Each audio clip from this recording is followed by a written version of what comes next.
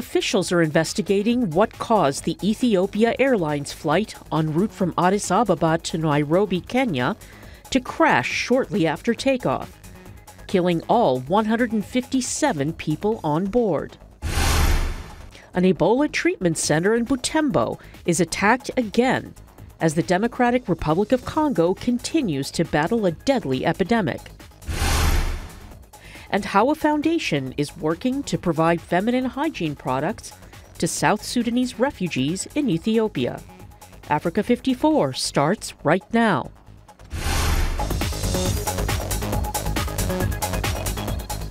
Good evening and welcome. I'm Vincent McCory. This is Africa 54. We begin tonight with the latest on the Ethiopian Airlines jet crash. In a Twitter post on Monday, the airline says that searchers have recovered both black boxes from the flight that went down on Sunday. Ethiopia is observing a day of mourning for the 157 people who died when the Boeing 737 MAX 8 jet headed for Nairobi plunged to earth just 6 minutes after takeoff from Addis Ababa. Ethiopian Airlines has grounded its fleet of Boeing 737 MAX 8 jets along with China and Indonesia. The company that built the passenger jet, Boeing, is sending a Boeing technical team to the crash site to provide assistance under the direction of the Ethiopian Accident Investigation Bureau and U.S. National Transportation Safety Board. The jet crashed in clear weather near the city of Bishoftu. Tewolde Gebremariem, the CEO of Ethiopian Airlines, says the plane's pilot had been given clearance to return to the airport after experiencing some difficulties. The airline chief says he cannot rule out anything as the cause of Sunday's crash. Now, the Boeing 737 MAX 8 was a new jet delivered to the airline in November. As according to plane spotters, citizens from at least 35 countries were on the plane. The same model aircraft crashed in October in Indonesia. Now, here's VOA's Laditza Hawk with more on that tragedy. There is no evidence that the incidents in Ethiopia and Indonesia are linked. Ethiopian Airlines Flight 302 lost contact 6 minutes after taking off from Bole International Airport in the Ethiopian capital and crashed about 65 kilometers away. Airline officials say the pilot was among the company's most experienced. Pilot Mohammed Nur Mohammed is an Ethiopian Airlines staff member. He has had more than 200 flight hours. After receiving the aircraft, we did the first maintenance check on February 4, 2019. It was a new and clean aircraft. Kenya's transport minister said Sunday 149 passengers and 8 crew members were killed in the crash. We can now confirm that there were at least 35 nationalities. And I'm saying at least because as of now, 2 are unknown. So among the most affected, as you may expect, is Kenya, which had about 32 passengers on board out of the 149 passengers. Canada lost 18 nationals on the flight, Ethiopia 9, the United States, China and Italy 8 each, France and Britain 7 each, and Egypt 6. There were also passengers from Austria, India, Ireland, Israel, Morocco, the Netherlands, Russia, Poland, and Sweden. Ethiopian Airlines is one of the biggest carriers on the continent. The plane that crashed is one of 6 Boeing 737 MAX 8 jets it has ordered. Boeing unveiled the new model in 2017, promoting it as a fuel-efficient and technologically advanced upgrade to its popular 737 series. The second crash of the new model in a little more than 4 months is drawing intense scrutiny as more than 350 such aircraft are flying worldwide. Zlarica Hoke, VOA News, Washington.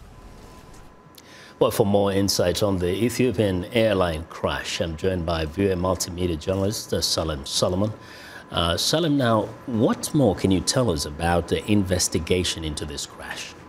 So far, local time at 1:40 p.m., the Ethiopian Airlines just issued a statement saying that the digital flight data recorder and the cockpit voice recorder have been recovered, so we learned more. This is basically going to give us a glimpse of what really happened. As you know, the plane lost contact local time 8 a.m. On Sunday, 6 minutes after departure.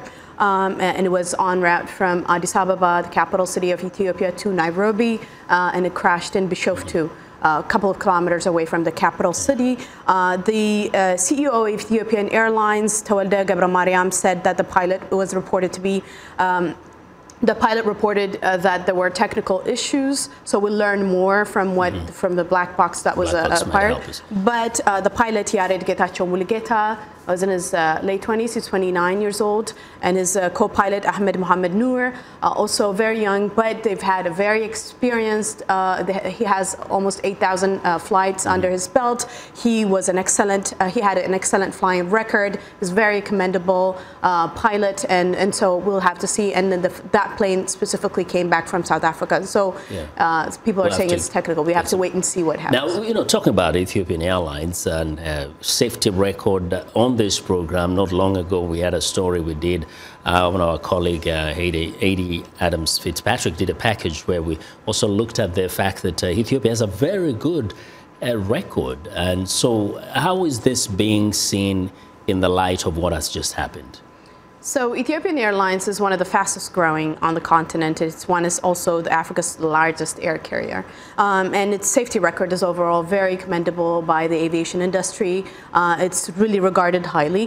The last time it had an incident that was major was in 1996. It had a crash in Komoro where hijackers were trying to take it from Nairobi all the way to Australia. It didn't work out. 125 people on board were killed because of that hijacking incident. This was 20 years ago. Since then, it has a very high, well-run, safety-conscious business, and also without reputation of cutting corners. Yeah. So it is really well regarded in the industry. In terms of the airline in Addis Ababa, what are they doing to help those who are bereaved right now, who are scattered in different countries? What are you hearing? You know, from the get-go, the Ethiopian Airlines has been very, very concerned about victims, and they were open about updating and what they're doing for the victims and informing everybody on social media. The CEO held a press conference to Gebramariam immediately for international news outlets. They're also paying, I think, some shuttle fees and things like that for victims. They've been very upfront. This is an international tragedy, basically, involving 35, according to the spokeswoman, 35 countries were involved, the highest number from Kenya, 32 victims. But there are U.S. nationals, there are Canadians, there are a lot of people from Africa, a lot of people that work at the UN as well, because there was a conference that they were planning to attend. So this is very tragic in that way that involved basically international nationalities. And we know that there has also been suspension of these flights at the moment. The use of this plane in China and Indonesia, and of course in Ethiopia. What more do we know? What more are we hearing about the whole question of the safety of this particular airline? This aircraft, 737 MAX M, has begun flying 2 years ago and had quickly become Boeing's fastest selling jet. And so Boeing has taken 4,700 orders from 100 countries, customers, and aircraft. Ethiopian Airlines tragedy marks the second fatality in Indonesia as well. 4 months ago, the same instance happened 5 months ago, involving this specific type of aircraft. And so, you know, it has been commercial use since 2017. And China and other countries have stopped using that aircraft now as they learn more about what really happened and what kind of technical glitches are, you know, causing this So definitely incident. They're going to compare the findings from this crash and the one that happened in Indonesia. Salim, thank you very much for joining us, and you'll probably come back to tell us some more as we get more information on this. Thanks for having me. Well, that's VOA multimedia journalist Salim Solomon. Turning now to a serious situation in the Democratic Republic of Congo, where armed assailants have attacked an Ebola treatment center less than 1 week after it reopened following a previous attack. The assault in Butembo came in the early hours Saturday and left one police officer dead and several workers injured. World Health Organization Director General Tedros Adhanom Ghebreyesus visited the center several hours later and encouraged healthcare workers to continue their efforts fighting the deadly Ebola virus.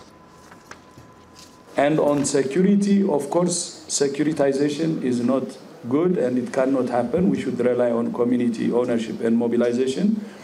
But at the same time, we have to keep our responders, you and all partners, safe from attacks by some armed groups. Anti-Ebola efforts are facing adversity from Congo residents suspicious of the extensive precautions taken by the healthcare workers to stop the spread of the highly contagious disease. Ebola can be transmitted through a victim's bodily fluids even after death, so a burial of the victims requires stringent safety protocols. Congo's health ministry has warned the attacks in Butembo and on another treatment center in Katwa last month can lead to a significant upsurge in new Ebola cases. More than 86% of the confirmed cases over the past 3 weeks came from Butembo and Katwa. That's according to the health ministry. The current outbreak is considered the worst since the 2-year outbreak in West Africa that started in 2014 and killed more than 11,000 people. In West Africa, voting was peaceful and turnout high in Guinea-Bissau Sunday, where voters cast ballots for a new parliament with hopes of ending years of political turmoil. Voters cast their ballots from a field of candidates, including the ruling African Party for the Independence of Guinea and Cape Verde, and 20 opposition parties. The impoverished nation has watched a series of prime ministers appointed by President José Mario Vaz come and go over the past 4 years because none were able to gain enough support in the divided parliament.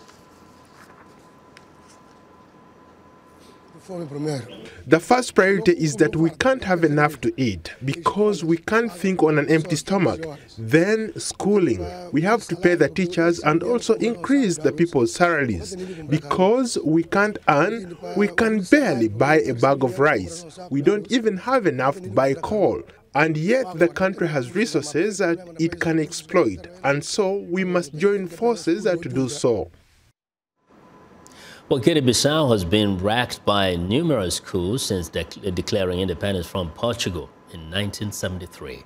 Its economy, heavily dependent on its cashew crop, has been in shambles, in part because of the lack of political stability.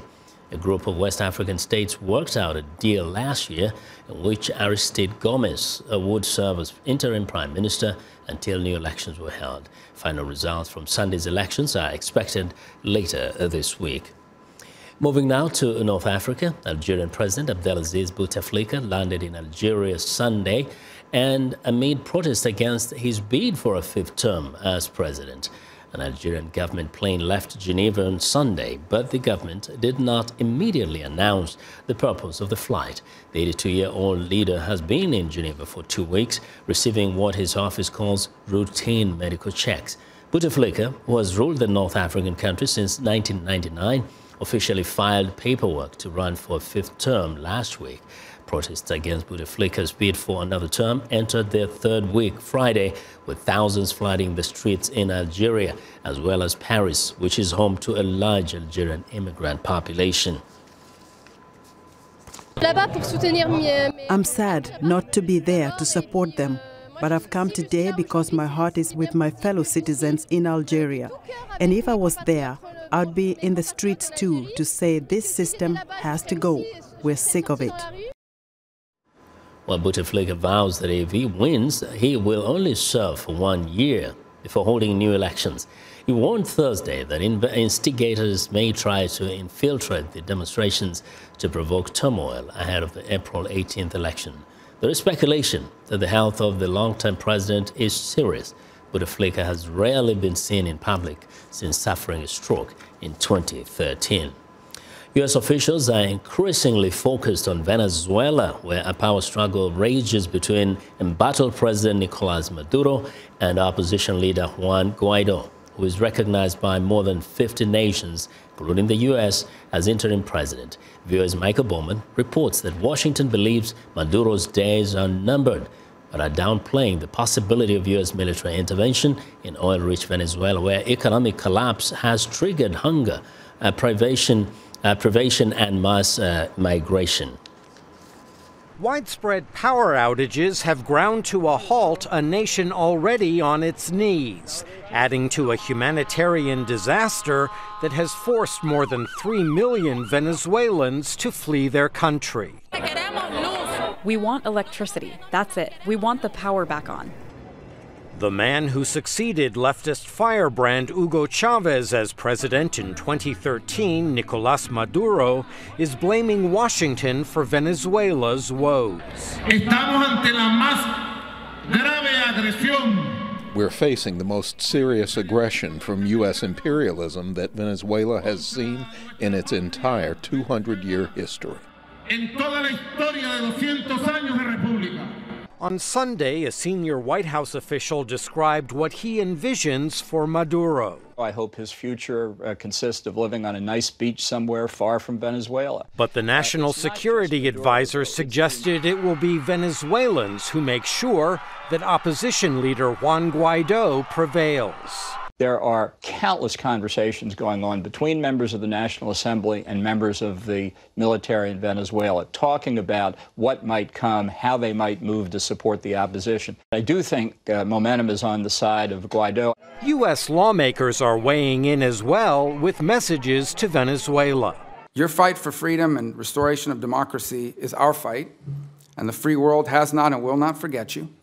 To regime officials, if you want a future in Venezuela, and if you want a future free of U.S. sanctions that will follow you anywhere in the world, then you must recognize the legitimate interim president, Juan Guaido, and you must not have blood on your hands. Many Democrats back sanctions the Trump administration has imposed on Maduro's regime, but say armed U.S. intervention should be off the table. Loose talk about military action actually cements and emboldens dictators. The only interest we have is peace, liberty, and democracy for the Venezuelan people. That's it. America's top diplomat for Venezuela sought to reassure lawmakers that military action is not being contemplated. It is certainly not desirable, and it is not the path the administration is taking.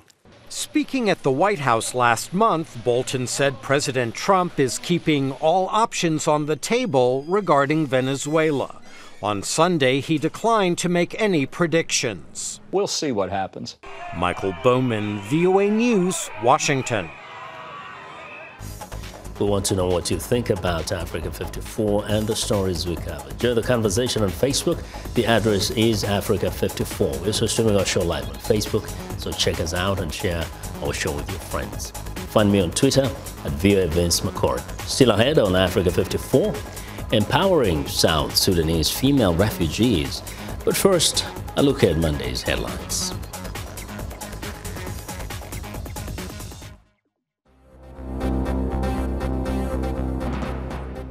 In Ethiopia, search continues at the site where an Ethiopian Airlines passenger jet bound for Nairobi from Addis Ababa crashed, killing all 157 people on board.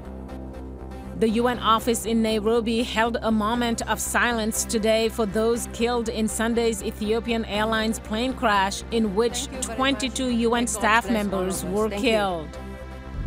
Embattled President Abdelaziz Bouteflika landed in Algeria Sunday after receiving what the government called routine medical checks in Geneva last week. In Guinea-Bissau, voting was peaceful and turnout high on Sunday, where voters cast ballots for a new parliament with hopes of ending years of political turmoil. That's all for today. Thanks for watching.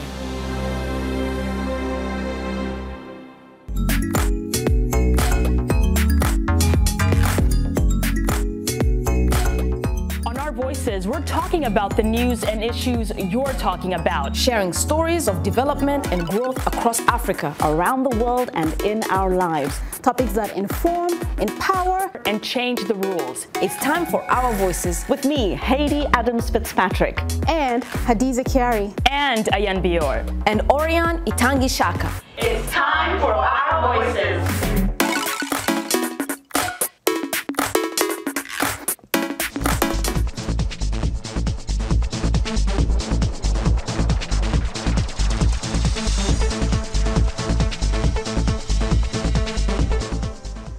Well, the United Nations estimates that 1 in 10 girls from sub-Saharan Africa misses school during their menstrual cycle, with some missing out on 20% of their classes. Studies show that absence of appropriate sanitary materials does not only affect females' reproductive health, but their acquisition of education, since girls are forced to skip school when they have their periods. The situation is even dire for girls who have been forced to flee their homes due to conflict and now live in refugee camps.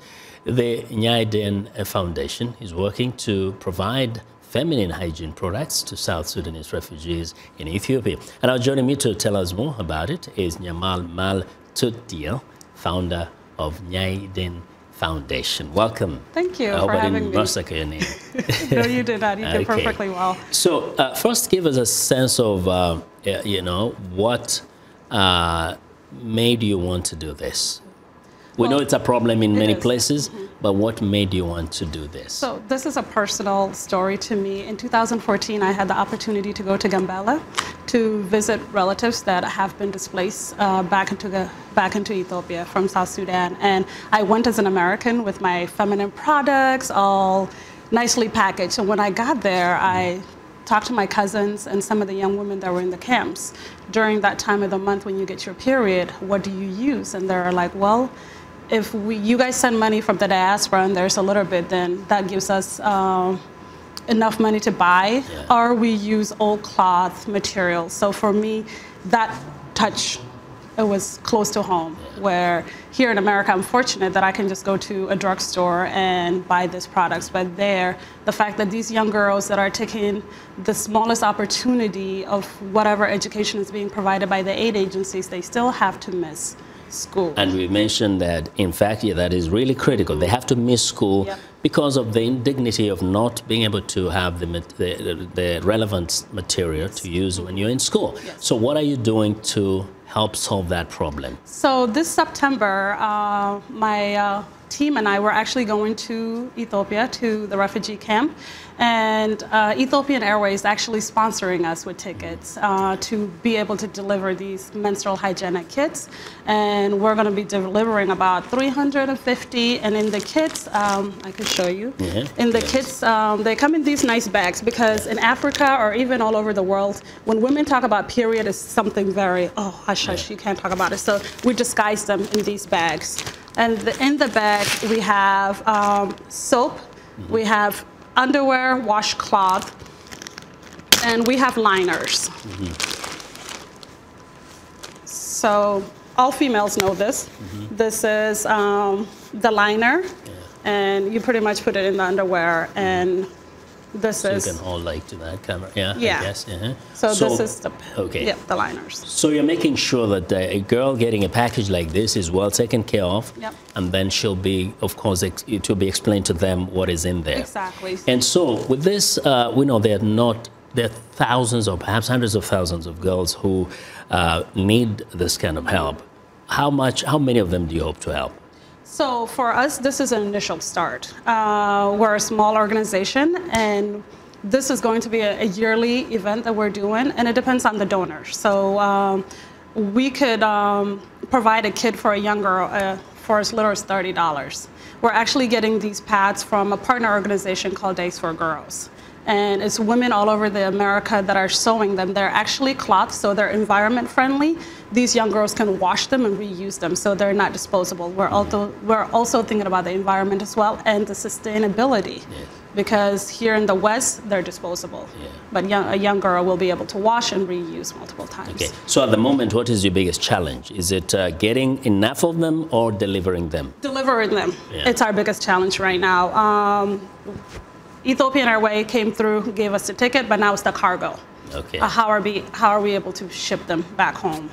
And then while we're doing this too, we'll be doing reproductive health education. I'm very big on self-defense, so we'll making sure gender-based violence, at least be able to teach the young ladies how to defend themselves in attempt when there's an attack of some sort, and trauma awareness. Okay. Trauma is a big issue. All right. So we hope, they can get all these materials and also get the other training that you are about to offer. We thank you very much for coming over and sharing with us, and we wish you all the best. Thank you for having me. All right. Now, that's Nyamal Mal Tutio, who is the founder of Nya-Eden Foundation.